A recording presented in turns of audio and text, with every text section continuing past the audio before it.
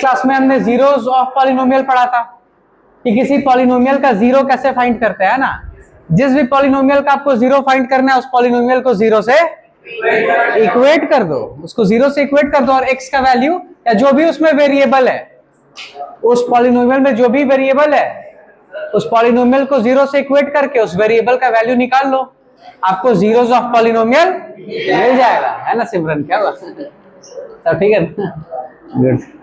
लिखो, एक लाइन छोड़ करके नोट में लिखो, ये मैंने आपको पहले ही बता रखा है कि किसी भी पॉलिनोमियल का मैक्सिमम नंबर ऑफ जीरो क्या हो सकता है, उसका जो डिग्री है, उस पॉलिनोमियल का जो डिग्री है मैक्सिमम उतना ही जीरो हो सकता है, उससे ज्यादा जीरो नहीं हो सकता है कि नहीं? एकलव्य सुनाई दे रहा है ना सब? ध्यान से सुनते जाना। गुड। क्या पावर्स, कहाँ है चश्मा, कहाँ छोड़ दिया आज? पहनो उसको, ये भी मैं ही बताऊंगा। लिखो, नोट में लिखो, maximum number of zeros that a polynomial can have, maximum, note में लिख लो, maximum number of zeros that a polynomial can have is equal to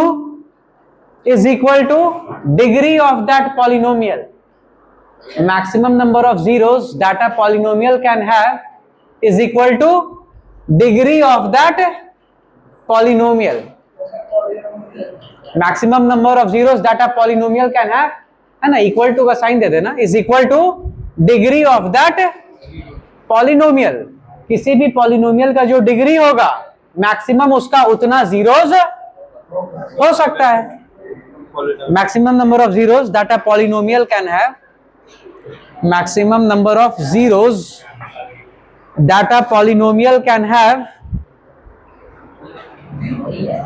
maximum number of zeros that a polynomial can have is equal to degree of that polynomial, is equal to degree of that polynomial. जैसे आप देखो linear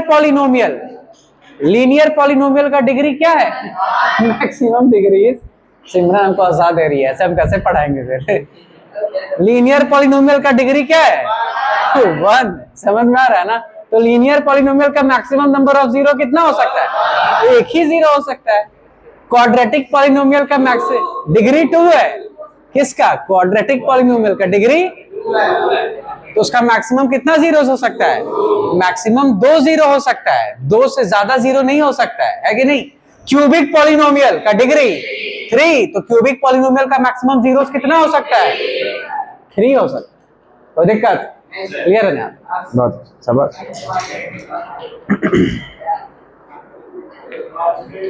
next आप heading दो, relationship या relation between the zeros. Heading दो, relation between the zeros, relation between the zeros and coefficients of a quadratic polynomial, and coefficients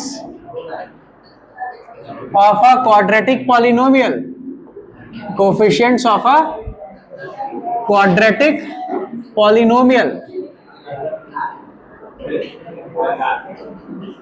coefficients of a quadratic polynomial।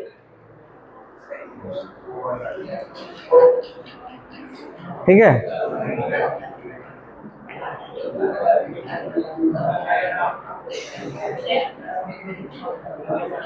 Note कर लिया ना इसको? तो जब कल रात में 10:30 बजे, समझ में आ रहा है? 10:30 बजे मेरे पास अब एनर्जी नहीं बचता है, पढ़ा के थक जाते हैं। समझ में आ रहा है ना? खाने पीने के बाद नींद आने लगता है हमको। 10:30 11 में एक स्टूडेंट हमको मैसेज कर रहा है, सर, मैसेज आया, सर हम मैसेज कर दिए तो हम थोड़ी देर के बाद फ्री हुए, हम मैसेज किए, क्या हुआ? तो उधर से मैसेज आ रहा है कि सर मेरा डॉगी हमको पढ़ने नहीं दे रहा है। तो अब उसमें हम क्या करें भाई? डॉगी को बांध दो, डॉगी का वो आता है, क्या कहते हैं उसको, है ना, पट्टा खरीदो, डॉगी को बांध दो थोड़ा देर। समझ में आ रहा है ना? बताओ, हमको मैसेज कर रहा है कि मेरा डॉगी हमको पढ़ने नहीं दे रहा है, तो हम क्या उस पर मैसेज रिप्लाई करेंगे? कुछ नहीं, वो हम वो इमोजी नहीं आता जिसका आंसू टपक रहा होता है, रिप्लाई में दे दिया हम भी वो। है ना। तो डॉगी को बांध दीजिए, जिसके जिसके पास भी डॉगी है ना और अगर आपको पढ़ने में परेशानी कर रहा है तो उसका आता है ना, वो पट्टा आता है, उसको टाई कर दो, है कि नहीं, नहीं परेशान करेगा। समझ में आ गया ना सबको? बहुत अच्छे, शाबाश। चलो लिखो, relation between the zeros and coefficients of a quadratic polynomial. ठीक है, यहां पर लिखो आप, लेट अल्फा एंड बीटा, इसमें लिखो let alpha and beta be the zeros, let alpha and beta be the zeros of a quadratic polynomial, of a quadratic polynomial, let alpha and beta be the zeros of a quadratic polynomial px, और ये polynomial हमें given है ax square plus bx plus c, x square plus b x plus c, जहां पे हमें पता है कि ए जीरो नहीं हो सकता है, where a is not equal to zero, a zero नहीं हो सकता है। समझ में आ रहा है ना? ठीक है, लिख लिया नहीं यहां तक? बहुत अच्छे। ठीक है, देखो यहां पर हमें गिवन है अल्फा और बीटा इस गिवन पॉलिनोमियल का जीरोस है, अल्फा और बीटा इस गिवन पॉलिनोमियल का जीरोस है। मतलब कि अगर इस पॉलिनोमियल में हम लोग x की जगह अल्फा पुट कर देंगे तो पूरे पॉलिनोमियल का वैल्यू जीरो आ जाएगा। अगर इस पॉलिनोमियल में हम लोग x की जगह बीटा पुट कर देंगे तो पूरे पॉलिनोमियल का वैल्यू जीरो आ जाएगा। समझ में आ रहा है ना? तो अल्फा और बीटा इस गिवन पॉलिनोमियल का जीरो है। ठीक है, कोई दिक्कत? क्लियर है ना यहां तक? अब ध्यान से देखो, यहां पर ये a क्या है? a को हम लोग क्या बोलते हैं? a इज, हाँ, a को बोला जाता है coefficient of x square, coefficient of x square, है ना। और ये b क्या है? है ना, b is coefficient of x, है ना। एक्स स्क्वायर से जो रियल नंबर मल्टीप्लाइड है वो a है, उसको बोलते हैं coefficient of x square. x से जो रियल नंबर मल्टीप्लाइड है दैट इज b, उसको बोलते हैं कोफिशिएंट ऑफ x। और ये जो c है this is known as constant term, constant term. ठीक है, तो दिक्कत क्लियर है ना यहां तक? अब ध्यान से सुनो इस बात को, नहीं याद है तो आप ये सुन के मेरा बात मान लेना। समझ में आ रहा है ना? 9th में आपको पढ़ाया गया था फैक्टर थ्योरम। फैक्टर थ्योरम ये कहता है कि अगर किसी भी पॉलिनोमियल का अल्फा जीरो है तो उस पॉलिनोमियल का फैक्टर हो जाएगा x माइनस अल्फा। याद कर लो इस बात को। अगर आप फैक्टर थ्योरम को भूल गए हो तो जो बोल रहा हूं उसको मान लो, याद कर लो, है कि नहीं? अगर किसी गिवन पॉलिनोमियल का जीरो है अल्फा तो उस पॉलिनोमियल का फैक्टर क्या हो जाएगा? x minus alpha. मतलब उस गिवन पॉलिनोमियल को x माइनस अल्फा से डिवाइड करेंगे तो रिमाइंडर आएगा जीरो, रिमाइंडर आएगा जीरो। तो ये बात याद कर लो कि अगर किसी पॉलिनोमियल का जीरो है अल्फा तो उसका फैक्टर होगा x माइनस अल्फा। अगर किसी पॉलिनोमियल का जीरो है बीटा तो उसका एक फैक्टर होगा x माइनस बीटा। कोई दिक्कत? क्लियर है ना यहां तक? बहुत अच्छा। अब इधर ध्यान दो, तो जैसे मान लो 24 एक नंबर है कि नहीं? और हमें पता है 6 और 4 क्या है? इसका फैक्टर है। तो 24 को हम लोग ऐसे लिख सकते हैं ना, 6 इंटू 4, 6 और 4 24 का फैक्टर है। हम लोग लिख सकते हैं ना कि 24 क्या होगा? 6 इंटू 4। अब वैसे ही हमें यहां पर पता चल गया कि x माइनस अल्फा और x माइनस बीटा इस गिवन पॉलिनोमियल का फैक्टर है। x माइनस अल्फा और x माइनस बीटा इस गिवन पॉलिनोमियल का फैक्टर है। तो हम लोग लिख सकते हैं this given polynomial px will be equal to x minus alpha into x minus beta. कोई दिक्कत? क्लियर है ना? यहां तक नोट कर लिए ना आप? Let alpha and beta be the zeros of the quadratic polynomial px, और ये क्वाड्रेटिक पॉलिनोमियल है ax square plus bx plus c। यहां पे a को क्या बोलते हैं? Coefficient of x square, b को क्या बोलते हैं? कोफिशिएंट ऑफ x, c को क्या बोलते हैं? Constant term. तो अब आप यहां पे लिख लो बाई फैक्टर थ्योरम। अब फैक्टर थ्योरम क्या हो उससे कोई मतलब नहीं है आपको, ठीक है ना, 9th में पढ़े थे। आप लिख लो by factor theorem. By factor theorem हम लोग क्या बोल सकते हैं? By factor theorem, if alpha and beta are zeros of px, if alpha and beta are zeros of px, then x minus alpha and x minus beta will be factors of px। ये याद रखना, समझ में आ रहा है ना? ये factor theorem का ही स्टेटमेंट है, इसको याद कर लो। If alpha and beta are zeros of px, then x minus alpha and x minus beta will be factors of px। Note कर लो, यहां तक नोट कर लिए ना? यहां तक नोट करो।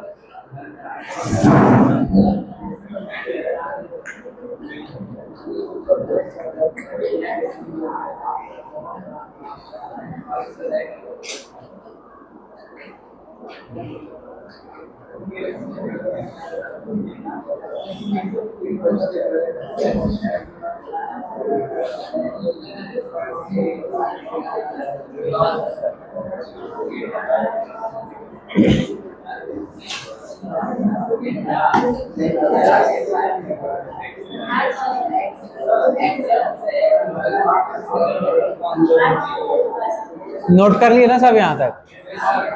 बहुत अच्छा। देखो हमने अभी तक क्या पढ़ा? हमें एक क्वाड्रेटिक पॉलिनोमियल गिवन है और हमने मान लिया अल्फा और बीटा इसका जीरो है। बाई फैक्टर थ्योरम हम लोग क्या बोल सकते हैं? अगर अल्फा और बीटा इसका जीरो है तो x माइनस अल्फा और x माइनस बीटा इस गिवन पॉलिनोमियल का फैक्टर होगा, ठीक है? तो हम लोग इस गिवन पॉलिनोमियल को कैसे लिख सकते हैं? देखो अब ऊपर लिख दे रहा है ना, उसको रब करके। देयरफॉर यहां से हम लोग क्या बोल सकते हैं?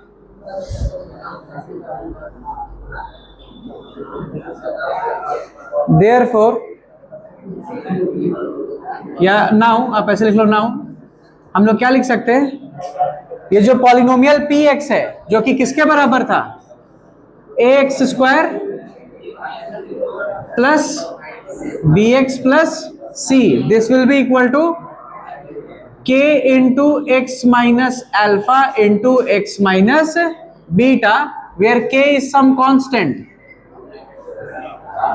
Where k is some constant। समझ में आ रहा है ना? स्ट्रिक्ट में होना नहीं चाहता हूं, आप मजबूर कर देते हो। समझ में आ रहा है ना? यहां देखो बोर्ड पे जो लिखा है नोट करो, है ना? थोड़ी मन करता है डांटने मारने का, आप एक बार में समझते ही नहीं। बोल रहा हूँ चुपचाप रहो, नोट करो इसको बोर्ड पे। जाके बाहर बात कर लेना, 1 घंटा पढ़ने आओ, 1 ही घंटा का क्लास है ना आज, पढ़ लो चुपचाप।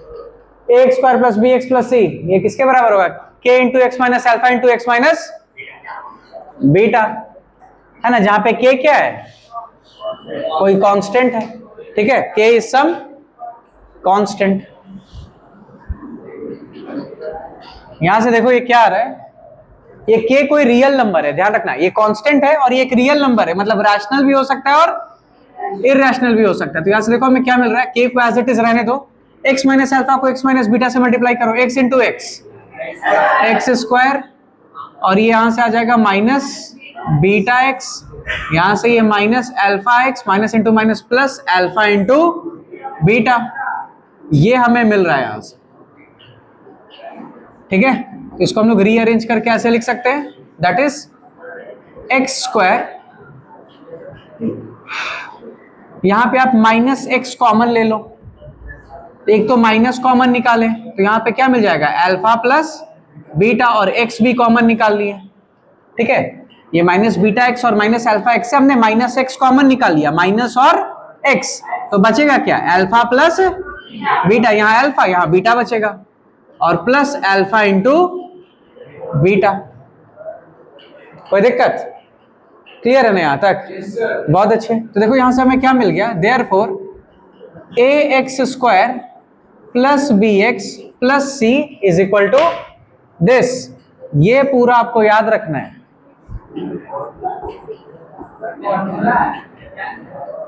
समझ में आ रहा है ना? हाँ, नोट करो इसको, इसको नोट कर लो, ठीक है।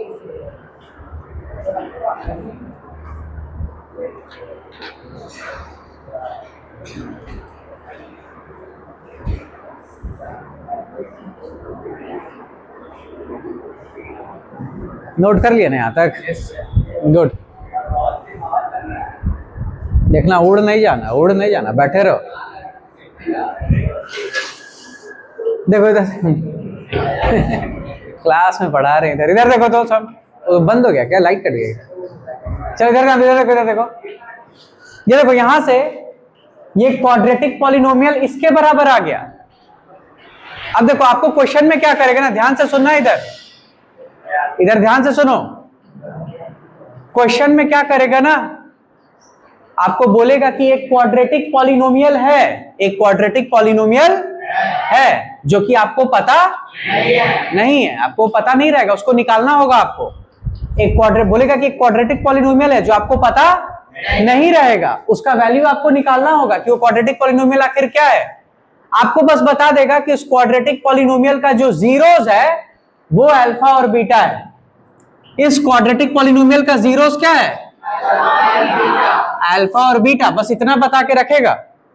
आपको बोलेगा कि क्वाड्रेटिक पॉलिनोमियल का जीरोस है अल्फा और बीटा, आप वो क्वाड्रेटिक पॉलिनोमियल फाइंड करिए कि आखिर ये किस क्वाड्रेटिक पॉलिनोमियल का जीरो है, अल्फा और बीटा। ध्यान से सुनना सब, अभी कुछ भी मत लिखना, बोर्ड पे देखते रहना सब। समझ में आ रहा है ना? आपको बोलेगा कि कोई क्वाड्रेटिक पॉलिनोमियल है जिसका जीरो क्या है, अल्फा और बीटा। आपको बोलेगा कि वो क्वाड्रेटिक पॉलिनोमियल फाइंड करिए जिसका जीरोस कौन है, अल्फा और बीटा। तो क्वाड्रेटिक पॉलिनोमियल क्या है, x square plus b x plus, इसी को आपको फाइंड करना है। कैसे फाइंड करोगे, तो देखो ये पूरा पॉलिनोमियल इसके बराबर है ना, और यहाँ पे ये क्या लिखा हुआ है, ये एक्सप्रेशन पूरा अल्फा और बीटा के टर्म्स में। तो आप बस क्या करना, यहां पे अल्फा प्लस बीटा का वैल्यू लिखना, अल्फा प्लस बीटा, और यहां अल्फा इंटू बीटा का वैल्यू लिख देना, और आपको ये पॉलिनोमियल मिल जाएगा। के का वैल्यू आप अपने मन से कुछ भी ले सकते हो।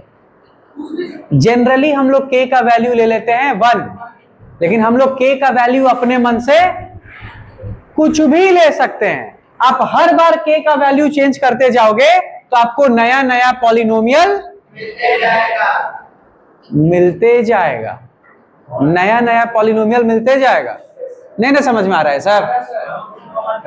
कुछ नहीं समझ में आया? खड़े जाओ, खड़े जाओ। हर्ष लाल, अब दिखाई देगा तो समझ में आएगा। अरे तुमको ज्यादा समझ में आया बस इसीलिए बोला खड़े होने को, नहीं समझ में आया था ना? खड़े, अरे सब खड़े हो जाओगे तो पीछे वाले को नहीं दिखेगा। बैठ जाओ, छोड़ो मत खड़े हो, बैठ जाओ, बैठ जाओ। अरे बैठ जाओ, अरे तो बैठ जाओ ना, ऐसे समझा दूंगा, बैठो, जल्दी बैठोगे, बैठ जाओ। चल इधर देखो, बोर्ड पे देखो, इधर देखो, बोर्ड पे देखो। ये अल्फा और बीटा क्या है, किसी पॉलिनोमियल का जीरो। ये समझ में आ गया ना? समझ में आ गया ना? बहुत अच्छे। इधर ध्यान दो, मान लो आपको बोला कि 2 और 3 किसी पॉलिनोमियल का जीरो है। ध्यान से देखना और समझते जाना। 2 और 3 किसी पॉलिनोमियल का जीरो है, किसी क्वाड्रेटिक पॉलिनोमियल का जीरो है। उस क्वाड्रेटिक पॉलिनोमियल को फाइंड करिए। तो हमने जीरोस को क्या बोला था, अल्फा और बीटा। तो इसमें से एक जीरो को आप बोल दो अल्फा, दूसरे जीरो को बोल दो बीटा। कोई दिक्कत? अब आपको ये एक्सप्रेशन दिखाई दे रहा है ना? बस इस एक्सप्रेशन में उठा के इसको पुट कर दो। बस इस एक्सप्रेशन में उठाकर इसको पुट कर दो। इधर देखो क्या लिखा हुआ है एक्सप्रेशन, यहां देखो के into x square minus alpha का वैल्यू कितना है 2, बीटा का वैल्यू कितना है 3, तो alpha plus beta 2 plus 3 into x plus उसके बाद क्या लिखा हुआ है यहां alpha into beta that is 2 into 3, ऐसे लिख दो। तो देखो यहां से क्या मिल रहा है दैट इज के into x square plus 5x plus, रुको यहां तक नोट करो, हाँ माइनस 5x, यहाँ 1 मिनट रुको आ रहा हूँ, ठीक है ना, लग रहा है हवा बहुत तेज चल रहा है नहीं।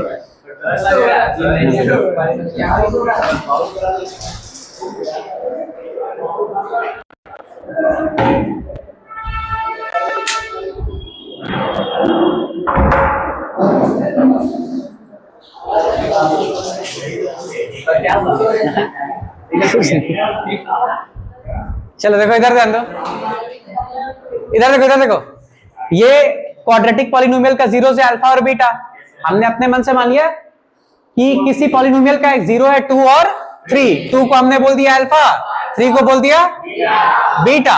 अब मैंने बोला कि उस क्वाड्रेटिक पॉलिनोमियल को फाइंड करो जिसका कि ये दोनों जीरोस है। तो उस क्वाड्रेटिक पॉलिनोमियल को कैसे फाइंड करेंगे, एक्सप्रेशन दिखाई दे रहा है ना, बस ये एक्सप्रेशन याद कर लो, इस एक्सप्रेशन में उठाकर अल्फा और बीटा को पुट कर दो। ये एक्सप्रेशन कहां से आया है समझने का जरूरत नहीं है आपको, बस ये एक्सप्रेशन याद रहना चाहिए। आप इस एक्सप्रेशन में उठा के अल्फा और बीटा का वैल्यू पुट कर दो, आपको पॉलिनोमियल मिल जाएगा। तो यहां देखो ये मैंने लिखा के एक्स स्क्वायर माइनस अल्फा की जगह लिख दिया 2, बीटा की जगह लिख दिया 3x plus alpha into 2 into 3, यहां से देखो क्या गया के into x square minus 5x plus 6, कोई दिक्कत। अब आप पूछोगे सर के का वैल्यू क्या रखेंगे, के का वैल्यू आप अपने मन से कुछ भी रख सकते हो। जनरली हम लोग के का वैल्यू क्या रखते हैं, जनरली हम लोग 1 यूज कर लेते हैं। के का वैल्यू क्या यूज कर लेते हैं, 1 यूज कर लेते हैं। के का वैल्यू 1 रख दो तो यहां से क्या आ जाएगा x square minus 5x plus 6। तो ध्यान से सुनो, इधर देखो ये जो पॉलिनोमियल हमें मिला x square minus 5x plus 6, अगर आप इसका जीरोस निकालोगे तो क्या आएगा 2 और 3। आप चाहो तो देखना, आप इस पॉलिनोमियल को इक्वेट कर दो 0 से, पक्का इसका जीरोस क्या आएगा 2 और 3। तो अभी हम लोग उल्टा सीख रहे हैं, जीरोस गिवन है और हमें पॉलिनोमियल को फाइंड करना है कि किस पॉलिनोमियल का जीरोस है। ये समझ में आ रहा है ना। तो उसके लिए आपको बस ये एक्सप्रेशन 1 मिनट का टाइम है, यहां से यहां तक ये एक्सप्रेशन याद करो। तो अभी पूछूंगा आपसे, याद हो गया ना, याद करो जल्दी से उसको, फिर भी 1 मिनट का टाइम है, याद हो गया ना यहाँ पे, चलो याद हो गया होगा इतनी देर में। राजहंस खड़े हो जाओ, बताओ एक्सप्रेशन क्या है। नहीं के भी है, के into x square minus alpha plus beta x plus, बैठ जाओ पावर्स, खड़े हो जाओ। कौन सा एक्सप्रेशन है क्वाड्रेटिक पॉलिनोमियल फाइंड करने का, के into x square minus alpha plus beta x plus alpha into beta. बैठ जाओ हर्ष, खड़े हो जाओ। कौन सा एक्सप्रेशन है बताओ, के into x square minus alpha plus beta x plus alpha into beta. तो कभी भी अगर आपको 2 जीरोस गिवन है और आपको बोल रहा है कि क्वाड्रेटिक पॉलिनोमियल बताइए किस पॉलिनोमियल का ये दोनों जीरोस है, तो हमें ये एक्सप्रेशन याद रहना चाहिए।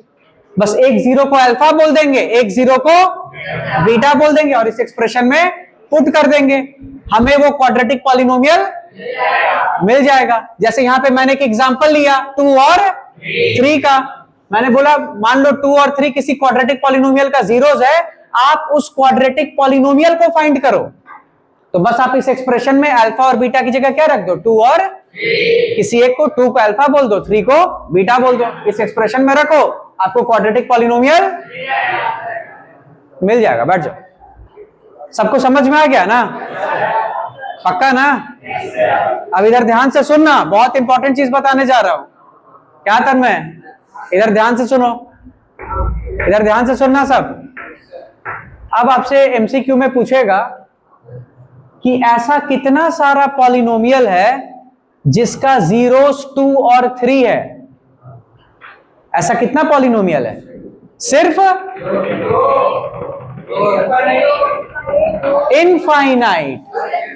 देयर आर इनफाइनाइट पॉलिनोमियल्स जिसका 0, 2 और 3 है। आप बस k का वैल्यू चेंज करते जाओ, आपको नया नया पॉलिनोमियल मिलता जाएगा। तो अगर आपको कभी भी 2 जीरो दे दे, अल्फा और बीटा, और बोले कि ऐसा कितना पॉलिनोमियल है जिसका जीरोस अल्फा और बीटा है, तो देयर आर इनफाइनाइट पॉलिनोमियल्स। आप बस k का वैल्यू चेंज करते जाना, आपको नया नया पॉलिनोमियल। जैसे यहां पे देखो, हमने k का वैल्यू 1 रख लिया, तो हमें मिला x square minus 5x plus, आप यहां k का वैल्यू रख देना √2, तो आपको मिलेगा √2 x square minus 5 √2 x plus 6 √2। उसका भी जीरोस क्या आएगा? 2 और 3। आप यहां k की जगह रख देना 10, तो आपको नया पॉलिनोमियल क्या मिलेगा? 10x square minus 50x plus 60। उसका भी जीरोस क्या होगा? 2 and 3। कोई दिक्कत? क्लियर है ना यहां तक? बहुत अच्छे, शाबाश। आप इसी चीज को, है ना, यहां तक नोट कर लिया ना? तो आप ऐसे लिख लो, therefore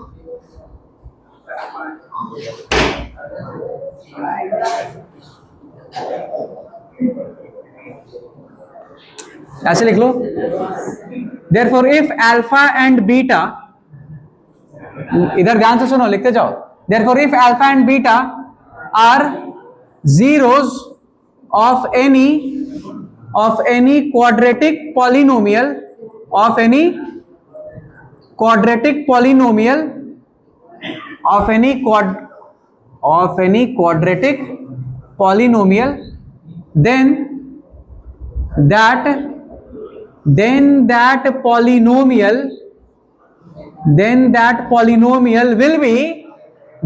polynomial will be k into x square minus alpha plus beta x plus alpha into beta. इस एक्सप्रेशन को याद कर लेना। अगर आपको कभी भी अल्फा और बीटा दे रखा है क्वेश्चन में और बोल रहा है कि क्वाड्रेटिक पॉलिनोमियल फाइंड करिए, तो आप ये एक्सप्रेशन याद रखना।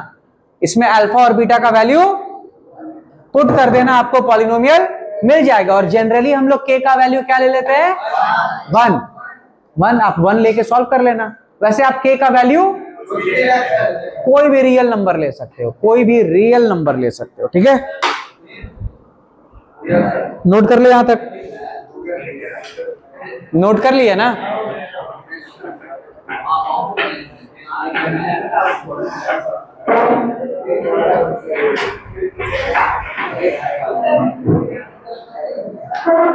हाँ, अपने मन से कॉमन आ जाएगा तो हम लोग के यूज होगा। क्या कॉमन? क्वाड्रेटिक पॉलिनोमियल में कॉमन आ गया तो हम लोग जब हमें पॉलिनोमियल पता ही नहीं है तो कॉमन निकालोगी कहां से? तो उसी के लिए रखते हैं ना, एज अ कॉमन। तो वही मैं कह रहा हूं कि अगर अल्फा बीटा 0 गिवन है और हमसे पूछेगा कि हम लोग कितना पॉलिनोमियल फाइंड कर सकते हैं, इनफाइनाइट। k का अलग अलग वैल्यू रखते जाओ। वो k है क्या? तीनों टर्म का कॉमन।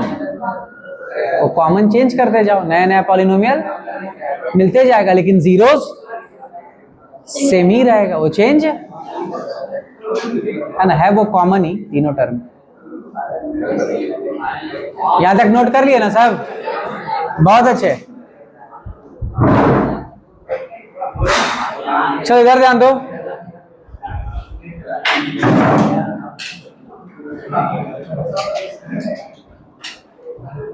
इधर देखो, यहां देखो, बोर्ड पे ध्यान देना सर, है ना? देखो यहां तक तो हम लोग पहुंच गए थे ना। अब देखो यहां से हम लोग क्या लिख सकते हैं? इस इक्वेशन की मदद से हम लोग क्या लिख सकते हैं? देखो क्या आ रहा है, ax square plus b x plus c equal to k को मल्टीप्लाई कर दो सारे टर्म से, क्या मिल जाएगा? दैट इज के एक्स स्क्वायर माइनस के into alpha plus beta x plus के इंटू एल्फा बीटा। कोई दिक्कत?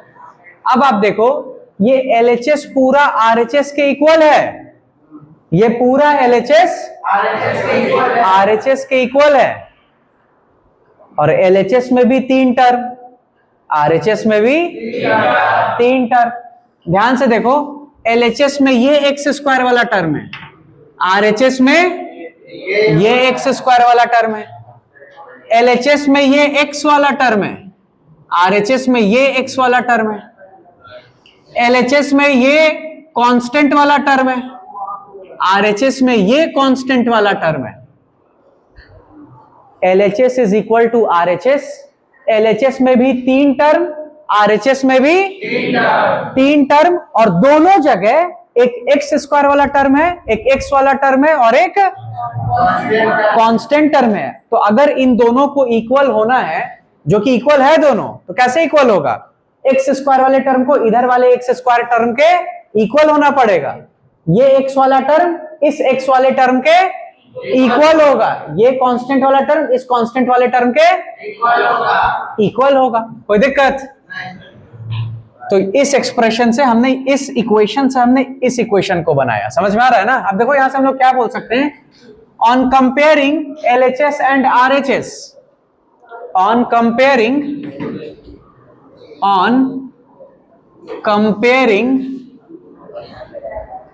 LHS, on comparing LHS and RHS,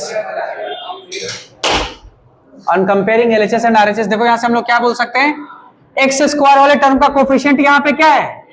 a, यहाँ पे एक्स स्क्वायर वाले टर्म का कोफिशिएंट क्या है? k। तो हम लोग क्या बोल सकते हैं? a इज, क्या हम लोग बोल सकते हैं? k is equal to a। कोई दिक्कत? क्लियर है ना यहां तक? नेक्स्ट, x वाले टर्म को कंपेयर करो, x का कोफिशिएंट प्लस b, x का कोफिशिएंट प्लस b, यहां x का coefficient minus k into alpha plus beta. और अगर LHS को RHS से इक्वल होना है तो इन दोनों के कोफिशिएंट को क्या होना पड़ेगा? इक्वल होना पड़ेगा। तो हम यहां से हम लोग क्या बोल सकते हैं, minus k into alpha plus beta is equal to b। और आप यहां पे देखो k किसके बराबर है? a। तो यहां से हम लोग ये माइनस साइन को इधर ले आओ, k की जगह लिख दो a, तो क्या आ गया? a into alpha plus beta is equal to minus b। ये माइनस को इधर ले आया, यहां से देखो हमें क्या मिल गया, therefore alpha plus beta is equal to minus b by a। यानी इसको हम लोग कैसे लिख सकते हैं, देयरफॉर एल्फा प्लस बीटा क्या है? सम ऑफ जीरोस। अल्फा और बीटा क्या था इस गिवन पॉलिनोमियल का? जीरोस। वो स्टार्टिंग में ही लिखा दिया था आपको। अल्फा और बीटा क्या है इस गिवन पॉलिनोमियल का? जीरोस। और अल्फा प्लस बीटा मतलब सम ऑफ जीरोस। तो हम लोग क्या लिख सकते हैं अल्फा प्लस बीटा को? सम ऑफ जीरोस। और ये किसके बराबर है?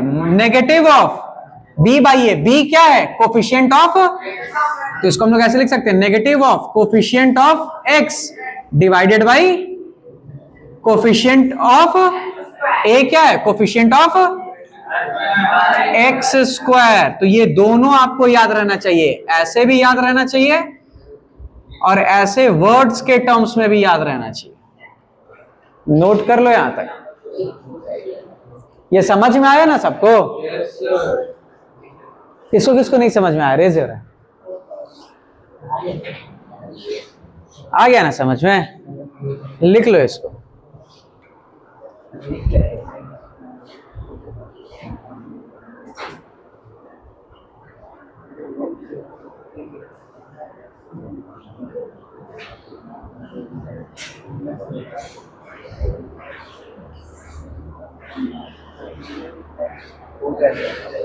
समझ में आ रहा है ना? पक्का ना?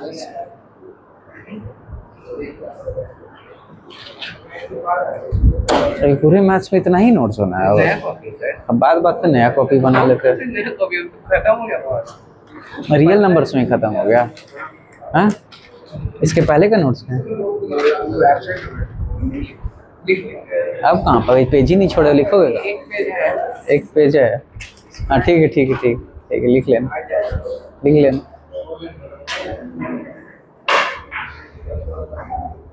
यहाँ तक नोट कर लिया ना?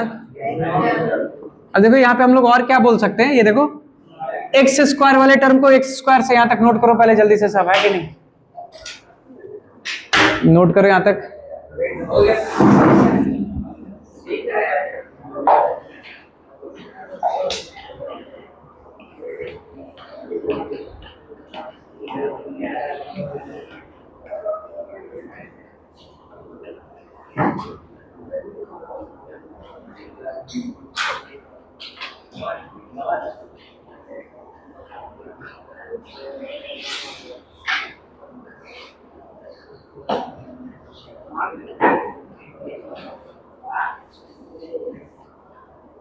हर्ष क्लियर है ना यहाँ तक?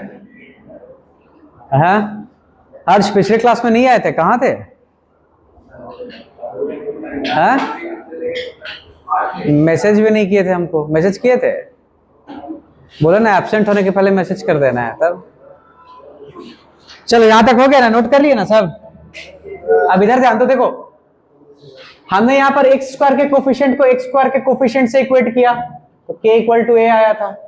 फिर x के कोफिशिएंट को इधर x के कोफिशिएंट से इक्वेट किया तो minus k into alpha plus beta b के बराबर आया। वहां से हमें ये मिल गया, sum of zeros is equal to negative of coefficient of x divided by coefficient of x square. ठीक है, अब यहां पर देखो ये दोनों कांस्टेंट वाले टर्म को इक्वेट कर दो, ये कांस्टेंट टर्म ये भी कांस्टेंट टर्म। अगर LHS को RHS के इक्वल होना है तो ये दोनों कांस्टेंट टर्म इक्वल होना चाहिए। तो देखो यहां से क्या आ रहा है, k into alpha plus beta किसके बराबर होगा? c के बराबर होगा। और k किसके बराबर है? a के बराबर है। k की जगह a लिख दो, a into alpha into beta equal to c। तो यहां से देखो क्या आ गया, therefore alpha into beta equal to c by a। और इसी चीज को हम लोग ऐसे भी बोल सकते हैं, that is alpha into beta क्या है? Product of zeros, product of zeros is equal to c by a। c क्या है? Constant term, constant term divided by a क्या है? Coefficient of x square, coefficient of x square. Note कर लो इसको भी जल्दी फास्ट।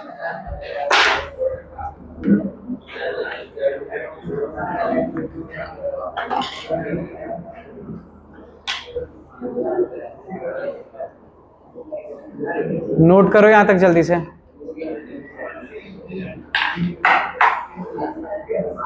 गुड।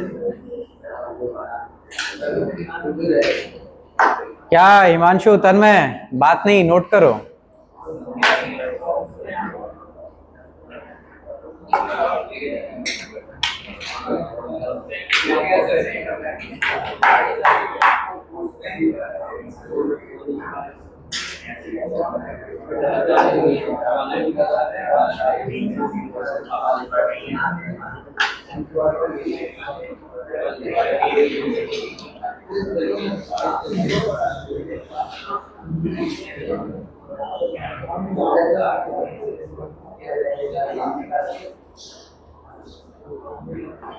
यहां तक क्लियर है ना सबको? बहुत अच्छे। तो आपसे बोर्ड में यही दोनों पूछेगा, सम ऑफ जीरो और प्रोडक्ट ऑफ जीरोस। बोर्ड में इतना ही पूछेगा।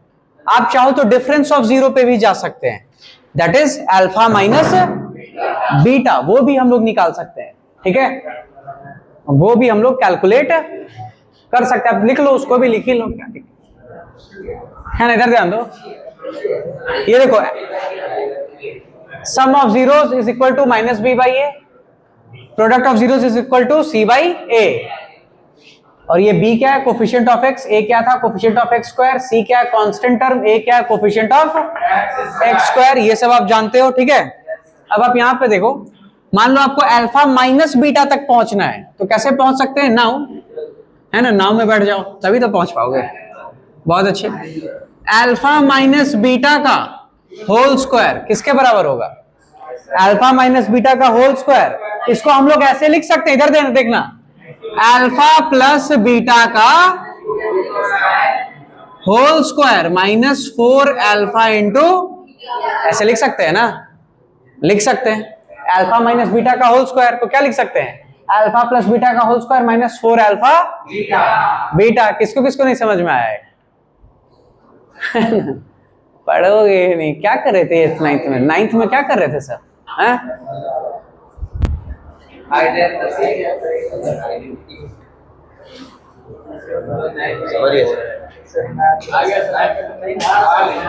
सर वो समझ नहीं समझा। नहीं समझ आया? तुमको डॉगी परेशान कर रहा है? नहीं ना? क्या ना, सुनो, डॉगी परेशान कर रहा है तुम्हें। इसको बांध दिया करो पढ़ने के टाइम। कल क्यों नहीं आए थे? सर सोया रह गया। तो मैसेज क्यों नहीं किया हमको? सोया रह गया। बाद में क्यों नहीं मैसेज किए? जब भी एब्सेंट होना है तो उसका रीजन बताना है ना। रीजन कहाँ मैसेज किए थे? नहीं मैसेज किए।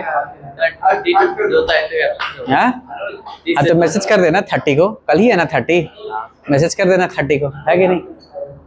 क्या ये समझ में आया कि नहीं समझ में आया? 1 समझ में आया? वो ऊपर वाला, हाँ, नहीं समझ में आया?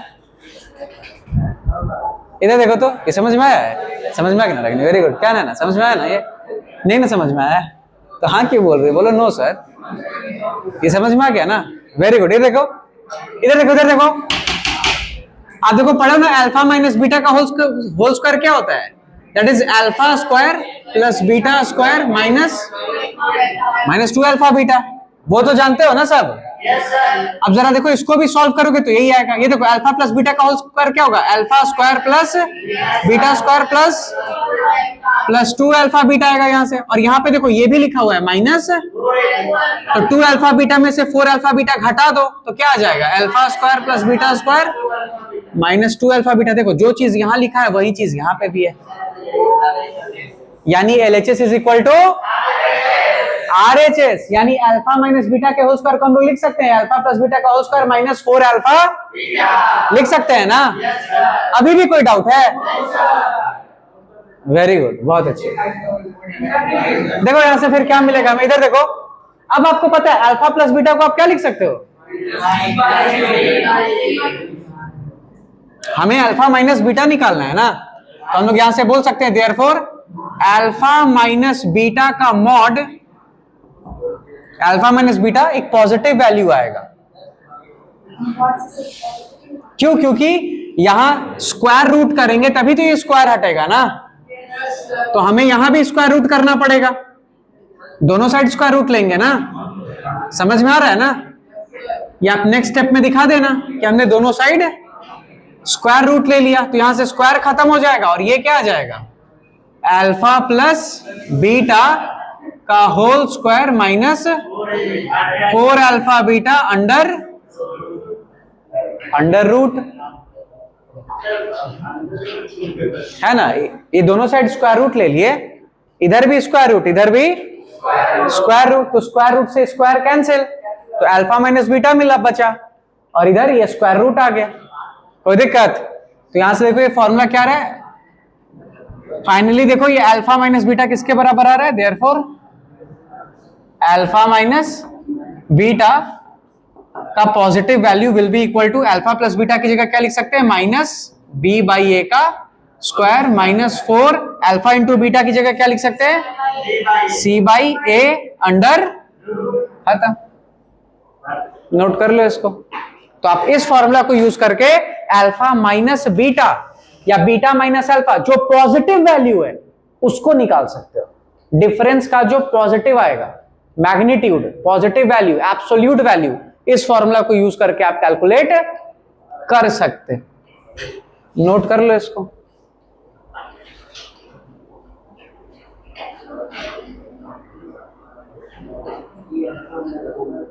हो गया। गुड। ये नोट कर लिए थे ना इधर वाला ये सब? ये आपसे बोर्ड में नहीं पूछेगा, ये स्कूल में पूछ लेता है, किसी किसी स्कूल में। समझ में आ रहा है ना? बोलेगा अल्फा माइनस बीटा का वैल्यू निकालिए डिफरेंस ऑफ जीरोस का, तो आप ये फॉर्मूला यूज कर लेना, है कि नहीं? बाकी बोर्ड में नहीं पूछेगा ये, ठीक है?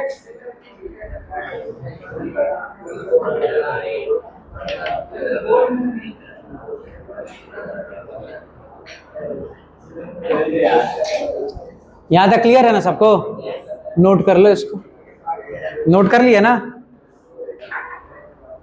अच्छा, आप चाहो तो इसको सॉल्व करके और थोड़ा सा सिंप्लीफाई कर सकते हो। ये क्या आ जाएगा?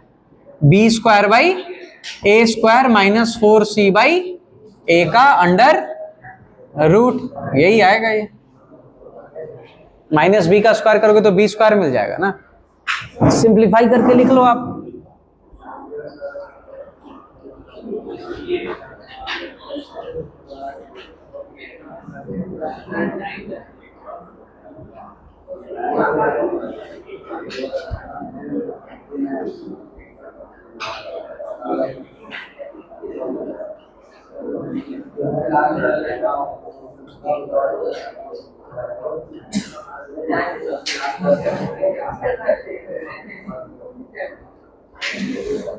हो गया ना? नोट कर लेना सब यहां तक?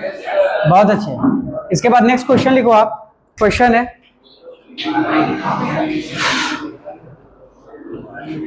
हो गया, बस इस चैप्टर में इतना ही कॉन्सेप्ट था। अब कोई कॉन्सेप्ट नहीं है इस चैप्टर में, इतना ही, यही एक फॉर्मूला था। जो जितना फॉर्मूला था सब आपको बता दिया। अब बस क्वेश्चन है इस चैप्टर में, ठीक है?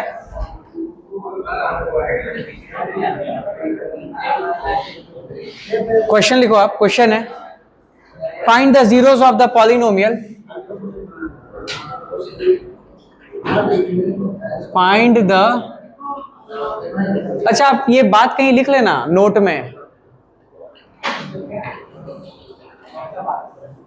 इफ अल्फा एंड बीटा, मतलब there can be infinite polynomials whose zeros are alpha and, इसको कहीं लिखो, मार्जिन के ऊपर लिख लो, नोट में कहीं भी जहां जगह है लिखो इस बात को, मार्जिन के ऊपर लिख लेना। There are infinite polynomials, there are infinite polynomials whose zeros are alpha and beta, there are infinite polynomials whose zeros are alpha and beta. और हमें ये बात कैसे पता चल रहा है? बताया था ना, बस आप k का वैल्यू चेंज करते जाओ, चेंज करते जाओ, आपको अलग अलग पॉलिनोमियल मिलता जाएगा। इस बात को नोट कर लेना कहीं। There are infinite polynomials whose zeros are alpha and beta. बस आपको उस एक्सप्रेशन में k का वैल्यू बदलते जाना है, चेंज करते जाना है, ठीक है? आपको नया नया पॉलिनोमियल मिलते जाएगा। लिखो, find the zeros of the polynomial, find the zeros of the, find the zeros of the polynomial 6x square minus 3 minus 7x, 6x square minus 3 minus 7x, and verify the relationship, and verify the relationship, and verify the relationship between the zeros and the coefficients, between the zeros। अरे कल किसी को पीटना भूल गया था मैं, अनुज बचा हुआ है बस एक, है ना? कल सब पिटाया था क्लास में। हाँ तो पिटाना है ना? अभी तुम बोले इसलिए याद आ गया हमको, नहीं बोले होते तो बच गए होते, है कि नहीं?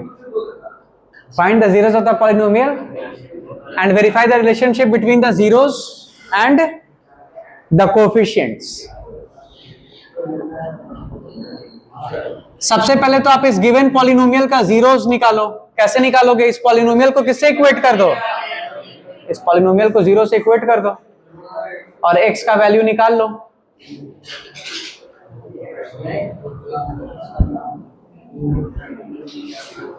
इस पॉलिनोमियल को जीरो से इक्वेट करो और x का वैल्यू निकालो।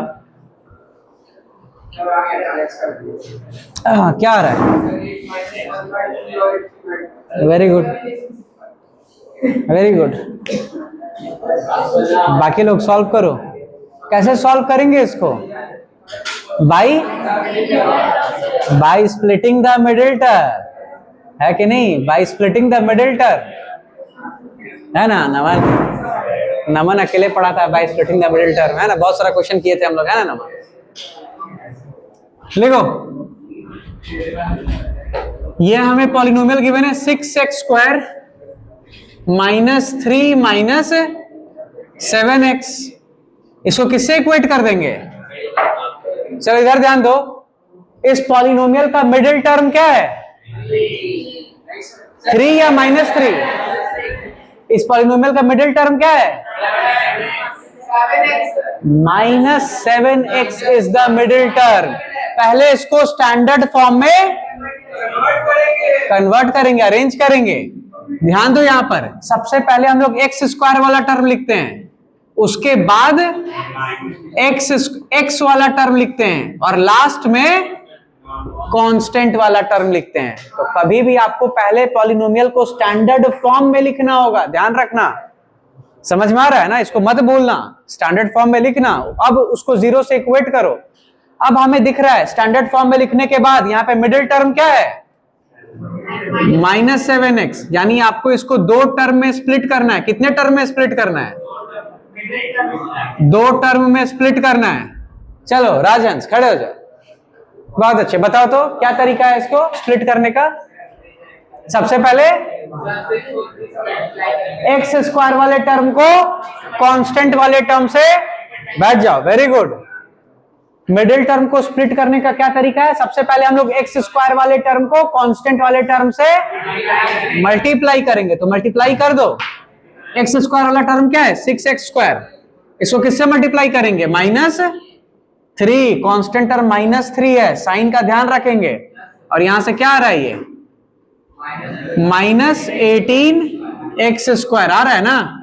अब इसमें से सिर्फ ये नंबर 18 को अलग करेंगे और 18 को क्या कर देंगे? Prime factorise. प्राइम फैक्टराइज कर दो। क्या मिल रहा है यहां से? 2 3 3। हमें कितना नंबर मिल गया प्राइम फैक्टराइजेशन में? 3 नंबर। लेकिन हमें इसको सिर्फ 2 नंबर में रिड्यूस करना है, और दोनों का सम किसके बराबर होना चाहिए? -7x। तो ये देखो 3 3 जा 9 और 2 को यूज करके -7 बना सकते हैं। कोई नहीं बोलेगा, कोई नहीं बोलेगा। प्रिंस कुमार बताओ, माइनस ये 9 और 2 को यूज करके -7 कैसे बनाएंगे? 2 को प्लस 9 से कर देंगे, उसके आगे -7 से वापस आएगा। ध्यान से सुनो, कुछ नहीं, कोई कुछ नहीं बोलेगा। उसको बोलने दो, सही बोल रहे, थोड़ा उसको प्रॉपर ऑर्गेनाइज करके बोलना है ना? ये 2 3 3 को यूज करके 2 टर्म हमें फाइंड करना है। मैंने बोला 3 × 3 कर लो 9। 9 और 2 को यूज करके -7 बना सकते हैं? बना सकते हैं। तुम कह रहे हो कैसे? अरे उसको बोलने दो ना, बोलो। 9 को माइनस कर देंगे। वेरी गुड, बहुत अच्छे, बैठ जाओ। हाँ बोलो हर्ष, कैसे करेंगे?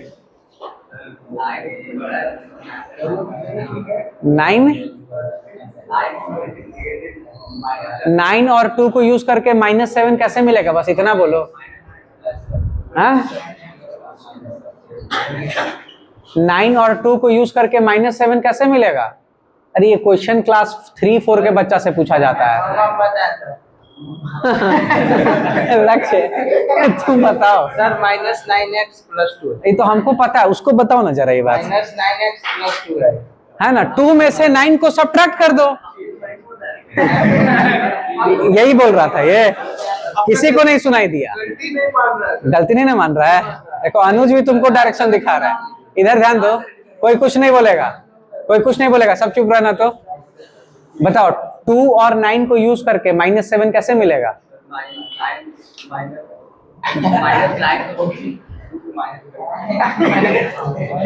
रुको, तुम क्या बोले? -9 को 2 से माइनस कर देंगे। हाँ?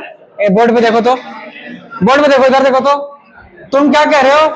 सर -9 को 2 से माइनस कर दीजिए, प्लस करेंगे। समझ में आ रहा है ना? वेरी गुड, बहुत अच्छे। तो यहां देखो, यहां पे हम लोग क्या लिख सकते हैं? माइनस, बैठ जाओ, -9x + 2x। तो यहां से हमें मिल जाएगा -7x। अब देखो इन दोनों का सम इसके बराबर आना चाहिए, लेकिन इन दोनों का प्रोडक्ट भी चेक करेंगे। माइनस इंटू प्लस, बोलो minus 9 into 2 18 x into x. देखो ये इसी के बराबर आ रहा है ना। तो जो भी आपने मिडिल टर्म को स्प्लिट किया है उन दोनों का सम मिडिल टर्म के बराबर आना चाहिए, और दोनों का प्रोडक्ट एक्स स्क्वायर वाले और कांस्टेंट वाले टर्म के प्रोडक्ट के बराबर आना चाहिए। याद रखोगे ना इसको? बहुत अच्छे। 2 बार बता चुका हूं, एक बार पिछले क्लास में बताया, एक बार अभी के क्लास में बताया। अब आगे लिख लो 6x स्क्वायर, लास्ट में लिख लो -3 इक्वल टू 0। अब इन दोनों टर्म में से कॉमन निकालो। यहां क्या कॉमन ले सकते हैं हम लोग? 3x, तो क्या बचेगा? 2x minus 3। यहां क्या कॉमन ले सकते हैं? 1, तो क्या बचेगा? 2x minus 3। Very good chest. ऐसी पढ़ाई करते रहना है, समझ में आ रहा है ना? Equal to 0। अब यहां पे ये एक टर्म और ये एक टर्म, इन दोनों में क्या कॉमन है? 2x माइनस 3 इंटू यहां पे 3x बचा, यहां 1 बचा। दिस इक्वल टू, अब दिस इंटू दिस 0 होगा। कैसे? या तो ये 0 हो जाए या तो ये 0 हो जाए। बारी बारी से दोनों को 0 से इक्वेट कर दो। समझ में आ रहा है ना? देयरफॉर यहां से हम लोग क्या बोल सकते हैं? either 2x minus 3 will be equal to 0। तो यहां से क्या आएगा? x इक्वल टू either this will be equal to 0 और this will be equal to 0। यहां से हम लोग ये भी बोल सकते हैं 3x plus 1 will be equal to 0। यहां से क्या आ रहा है? x equal to -1/। तो ये हमने जीरोस फाइंड कर लिया। इधर ध्यान दो, ये जो गिवन पॉलिनोमियल है इसका जीरोस कौन कौन है? 3/2 और -1/3। यानी जब आप इस पॉलिनोमियल में x की जगह 3/2 रखोगे तो पूरे पॉलिनोमियल का वैल्यू 0 आएगा। समझ में आ रहा है ना? जब आप इस गिवन पॉलिनोमियल में x का वैल्यू -1/3 रखोगे तो पूरे पॉलिनोमियल का वैल्यू 0 आ जाएगा। कोई दिक्कत? क्लियर है ना? तो हमने इस क्वेश्चन का फर्स्ट पार्ट कर लिया, जीरोस हमने फाइंड कर लिया। अब हमें सेकेंड पार्ट हम लोग सॉल्व करेंगे, दैट इज रिलेशनशिप निकालेंगे between the zeros and the coefficients. और जो टेक्निक आपको सिखाऊंगा वही आप एग्जाम में लिखना। अपने मन से कुछ भी मत लिख कर आ जाना। समझ में आ रहा है ना? कोई दिक्कत? गुड। यहां तक नोट कर लिए सब? बहुत अच्छे। ये दोनों 0 आ चुका है।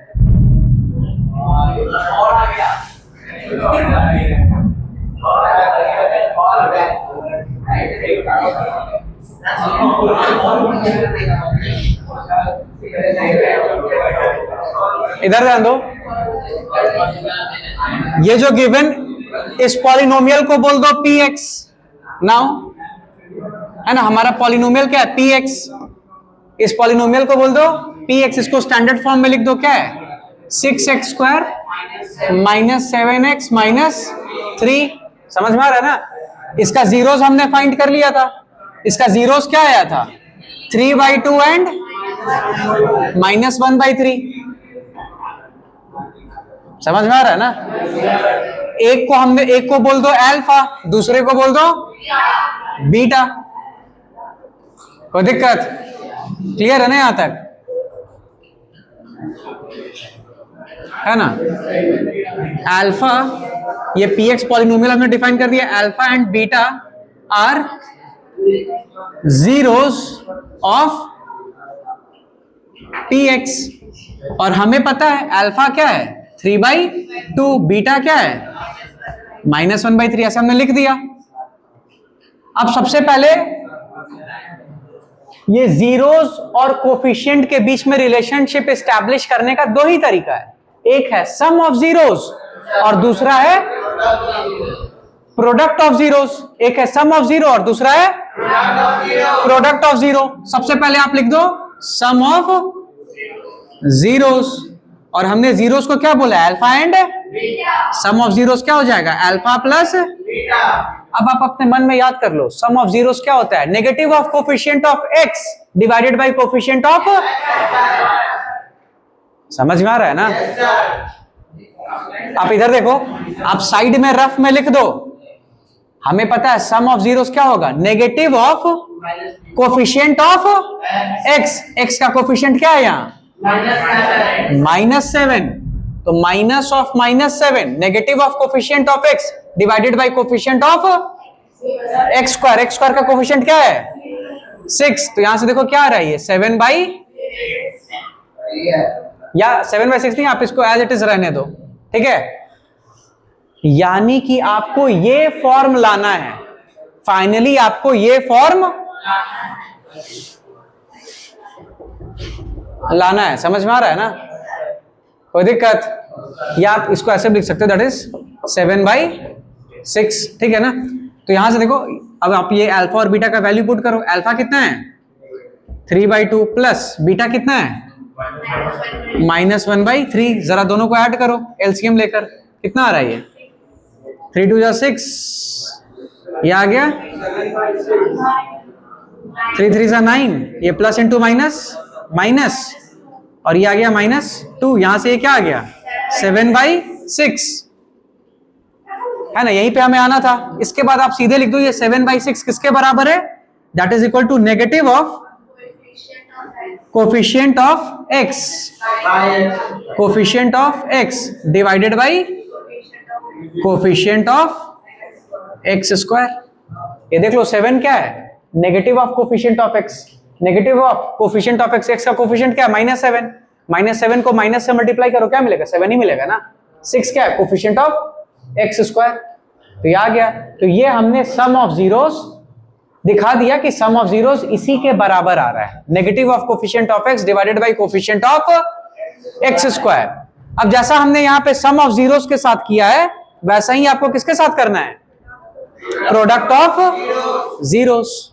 यहां तक नोट कर लिए ना, प्रोडक्ट ऑफ जीरोस देखो इधर बता देता हूं ऊपर में, है कि नहीं, जैसे जैसे लिखा हुआ है ना ऐसे ही आप एग्जाम में लिख के आना, ठीक है ना। नेक्स्ट है प्रोडक्ट ऑफ जीरोस। हमें पता है जीरो हमने अल्फा और बीटा बोला, प्रोडक्ट ऑफ जीरोस क्या हो जाएगा, अल्फा इंटू बीटा। अल्फा कितना है 3/2 इंटू बीटा कितना है -1/3। अब ध्यान दो इधर, आप ये 3 से 3 को कटा मत देना, आप रफ में सोच लो। हमें पता है प्रोडक्ट ऑफ जीरोस किसके बराबर होता है, C/A। यहां पर देखो C क्या है, constant term, constant term is -3, और A क्या है, कोफिशिएंट ऑफ x स्क्वायर 6। यानी फाइनली आपको ये बनाना है -3/6 आपको बनाना है, आप ऐसे रफ में चेक कर लेना। अब आपको -3/6 बनाना है, तो ये माइनस से मल्टीप्लाई कर दो, ये क्या आ रहा है -3/, यहां 3 से 3 को कटाना मत, समझ में आ रहा है ना, ये -3/6 आ गया। अब इसको हम लोग लिख सकते हैं, this is equal to constant term, वही तो बोल रहे हैं नहीं कटाना है, -1/2। अरे वही नहीं करना है भाई, ठीक है सर, खड़े हो जाओ, खड़े हो जाओ, खड़े हो जाओ। इधर देखो, अरे मेरा बात तो सुनो, मैं ये समझा रहा हूं क्यों नहीं करना है, वो तुमको समझ ही में नहीं आया। नहीं, ऐसा कुछ नहीं है, कुछ नहीं है। इसका attitude, your attitude is very very good. ऐसा कुछ नहीं कि तुम्हारा एटीट्यूड खराब है, अच्छा एटीट्यूड है तुम्हारा, समझ में आ रहा है ना। इधर ध्यान दो, मैं ये बता रहा हूँ, दूसरा का बात नहीं सुनना है, सब पागल है, समझ में आ रहा है ना।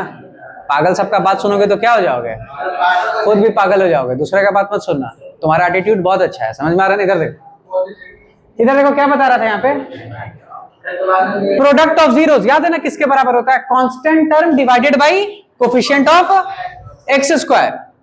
तो अब हमें फाइनली यही लाना है, प्रोडक्ट ऑफ जीरोस किसके बराबर लाना है, constant term divided by coefficient of x square. अब इधर ध्यान दो, हम लोग क्या करेंगे, रफ में पहले ही चेक कर लेंगे कि constant term by coefficient of x square आ क्या रहा है, C/A का वैल्यू क्या आ रहा है। तो यहाँ C का वैल्यू क्या है -3, लिख दिए C की जगह -3।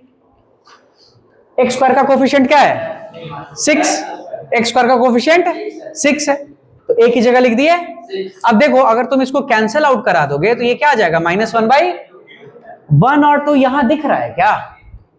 नहीं दिख रहा है। कांस्टेंट टर्म क्या है? -3। अगर इसको कटा के इसको -1 बना दिए तो कांस्टेंट टर्म -1 है क्या? नहीं है। कोफिशिएंट ऑफ एक्स स्क्वायर क्या है? ए क्या है?